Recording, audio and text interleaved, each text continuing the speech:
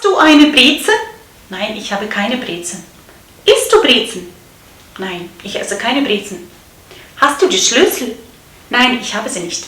Hallo zusammen and welcome to lesson number 16 in the 30-part series German in 30 days.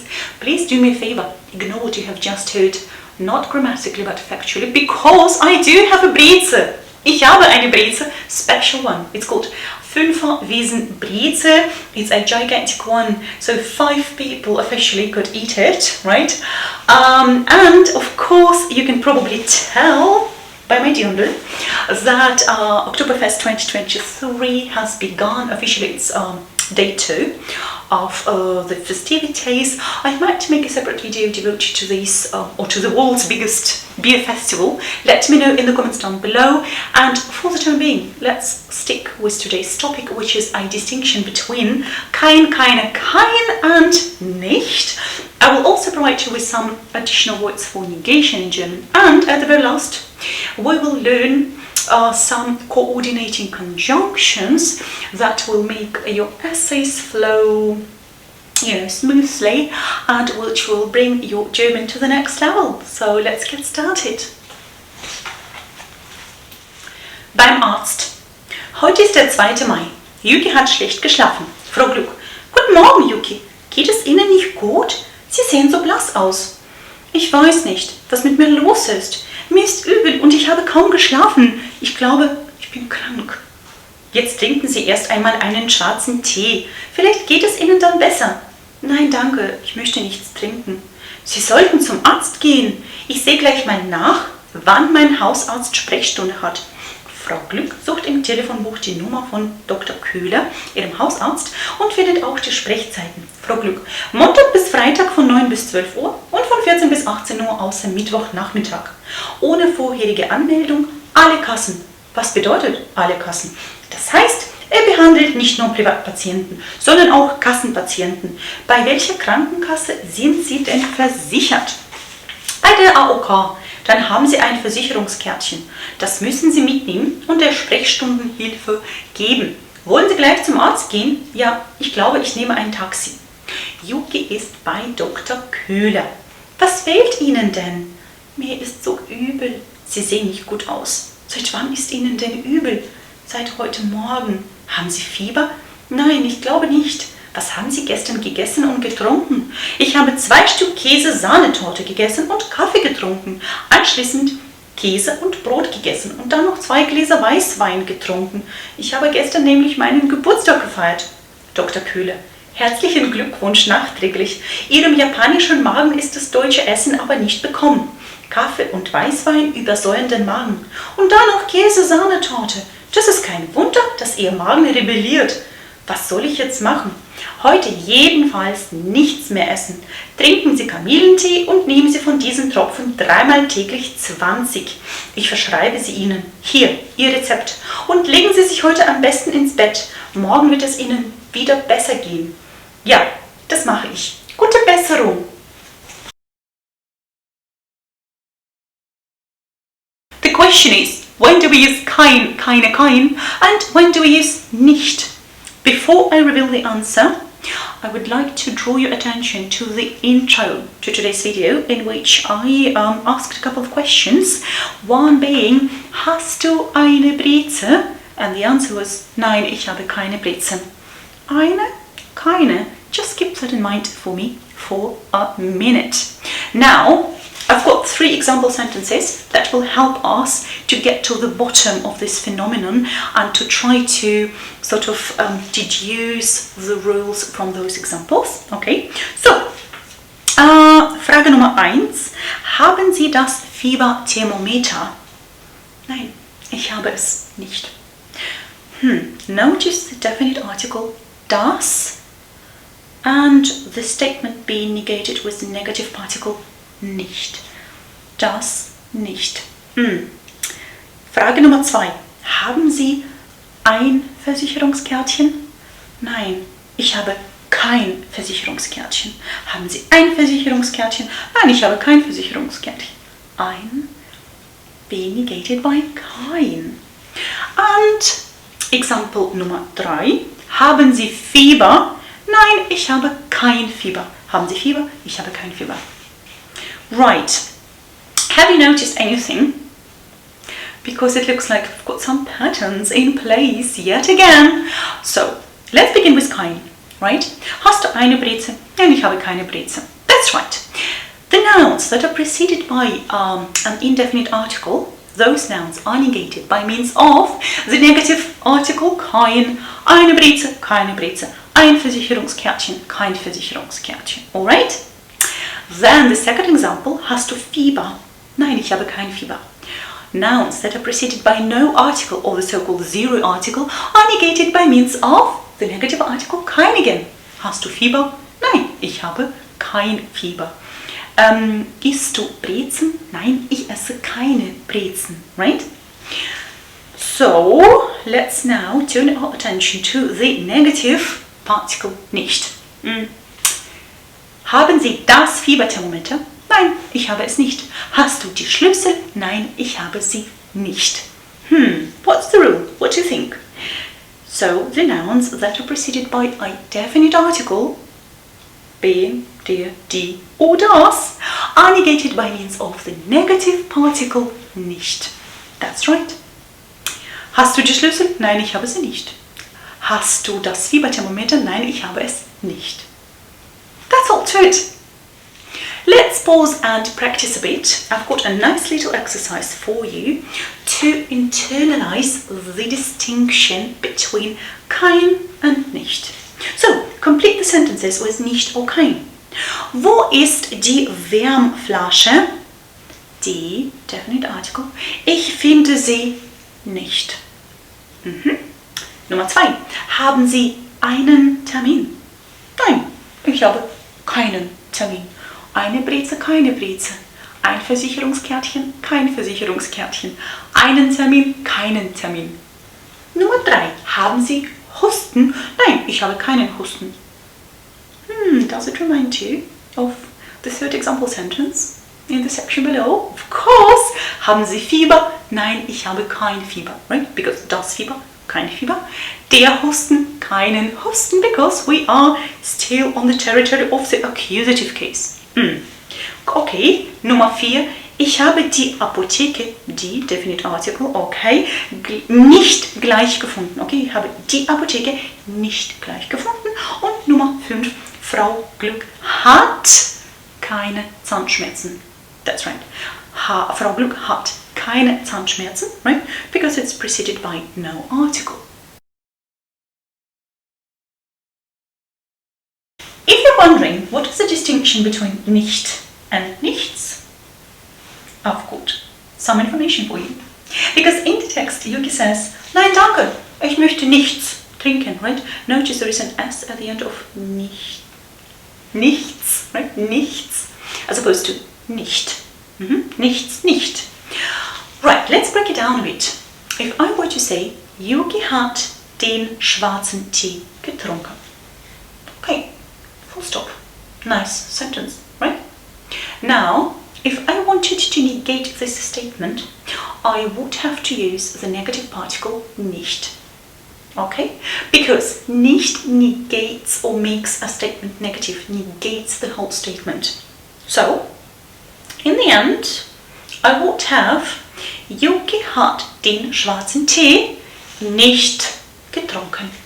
Notice I've put it directly before the past participle getrunken because I want to negate the action trinken, right? Trinken, getrunken. Okay? Yuki hat den schwarzen Tee nicht getrunken. Good. Now, if I said, Yuki möchte etwas trinken. So let's break this sentence down syntactically.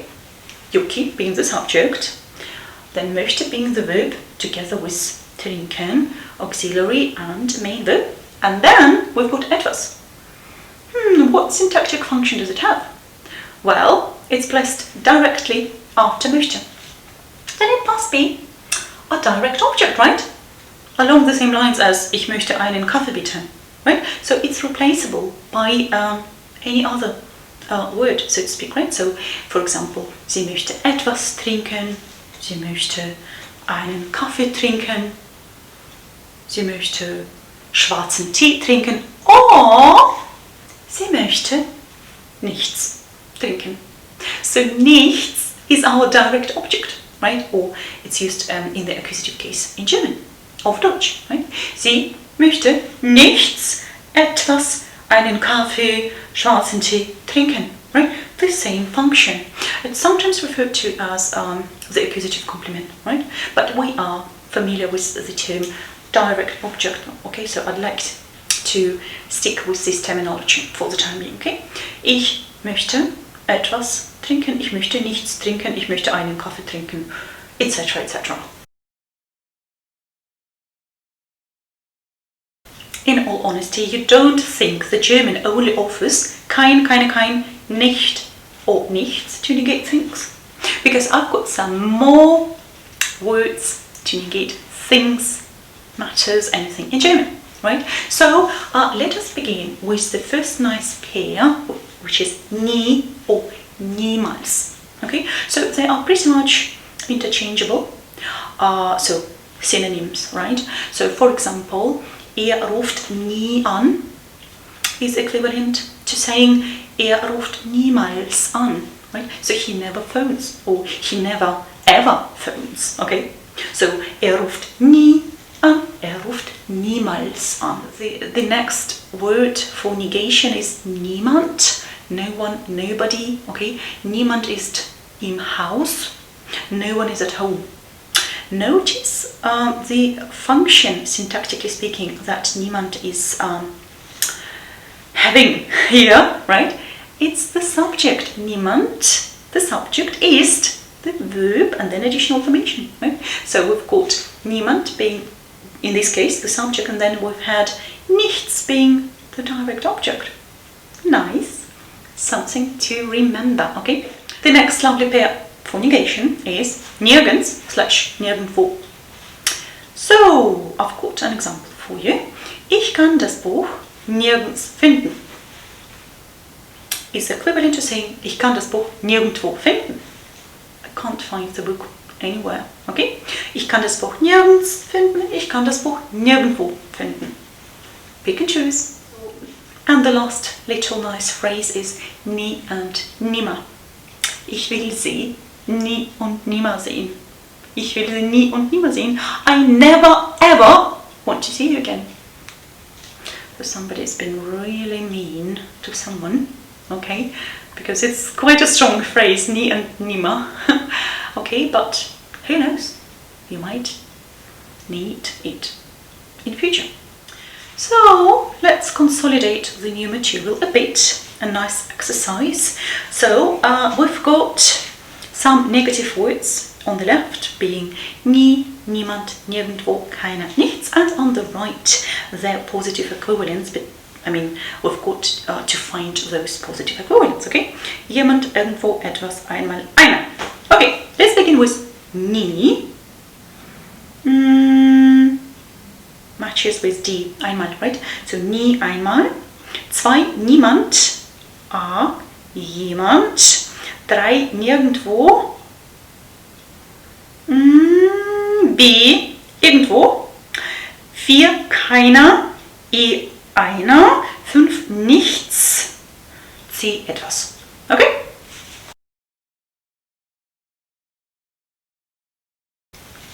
If you've ever had to come up with a piece of writing, say a persuasive essay, for example, right, then you will know that linking devices, sometimes they are known as connectors or linkers, are inevitable to join the words, to join the phrases, to join the clauses, to join the sentences, to join the paragraphs, to connect your ideas, okay? And today you will learn one of those fabulous coordinating conjunctions. Nicht nur, sondern auch. Not only, but also. And I am convinced the more conjunctions, right, you have in your arsenal, the more armed you are, metaphorically speaking, the more unbeatable you get, right? Because we are moving towards the exam situation, and of course you've got to show off a bit, don't you? You've got to impress your examiner. So Let's do it. Nicht nur, sondern auch comes up in our text because the example being, behandelt nicht nur Privatpatienten, sondern auch Kassenpatienten. Let me know if you need some additional information with regards to the healthcare system in Germany. But I'm sure everywhere in planet Earth you've got this distinction, private patients, non-private patients, right? And so this lovely pair, coordinating conjunction, what it does, it joins words or groups of words together, and it indicates that additional information will be added after something has been said already. Okay, so nicht nur, and then we've got a blank to be filled, right? And then you know already that a comma is coming, and then sondern auch, and then you've got this additional information. Okay, for example, Yuki spricht nicht nur Deutsch, Komma, sondern auch Englisch. Okay, or another example would be, Lee spricht nicht nur Chinesisch, sondern auch Japanisch. Okay, another one would be, spielt nicht nur Klavier, sondern auch Gitarre. Okay, a nice little exercise. You've got to join sentences with nicht nur, sondern auch. Let's do it. Nummer 1. Tobias spricht nicht nur Deutsch, sondern auch Englisch. I love this smooth flow of ideas. Do you? Nicht nur, sondern auch. No abrupt situations here, right? Everything is floating smoothly. Okay, Nummer 2. Frau Glück kauft nicht nur Obst, sondern auch Gemüse. Okay? Nummer 3. Der Bäcker backt nicht nur Brot, sondern auch Brötchen. Nummer 4. Wir essen nicht nur Kuchen, sondern wir trinken auch Kaffee. Okay? Here we've got 2 activities going on, right? Kuchen essen, Kaffee trinken. Okay? Nummer 5. Du liest nicht nur Bücher, sondern du hörst auch Konzerte. Okay? Du liest nicht nur Bücher, sondern du hörst auch Konzerte. Beautiful. Now we've got a long-ish text with a couple of blanks to fill in, and we've got a couple of negative particles, articles, and also those additional words for negation that I've provided you with, right, to choose from. And the title is Eine fantastische Geschichte. Are you interested? So, eine Maus geht in der Stadt spazieren. Sie heißt Mona. Sie hat seit Tagen nichts gegessen und nur Wasser getrunken. Sie ist hungrig und traurig. Sie sieht nicht gut aus. Da trifft sie eine Katze. Sie heißt Lisa. Sie hat gegessen. Sie ist satt und glücklich. Die Katze sagt zur Maus: Was ist los mit dir, Mona? Du siehst nicht gut aus. Die Maus antwortet: Ich habe seit Tagen nichts gegessen und nichts getrunken. Ich habe keine Wohnung, keine Kleider, keine Freunde und kein Geld. Ich bin unglücklich. Lisa sagt zu Mona: Komm doch mit zu mir. Ich lade dich ein. Die Maus kann das nicht glauben. Sie fragt vorsichtig: Darf ich wirklich zu dir kommen? Warum glaubst du mir nicht? Fragt die Katze. Noch nie ist eine Katze so freundlich zu mir gewesen, antwortet die Maus. Katzen und Mäuse können nie und nimmer Freundinnen werden. Wir probieren es einmal.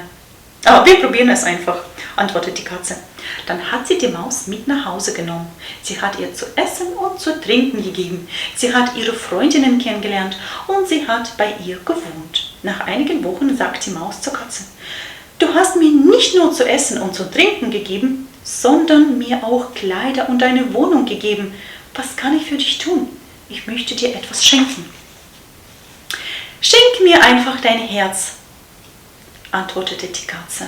Seitdem heißen sie Mona Lisa. I'll see you next week with lesson number 17. Take care. Tschüss zusammen. Bye bye.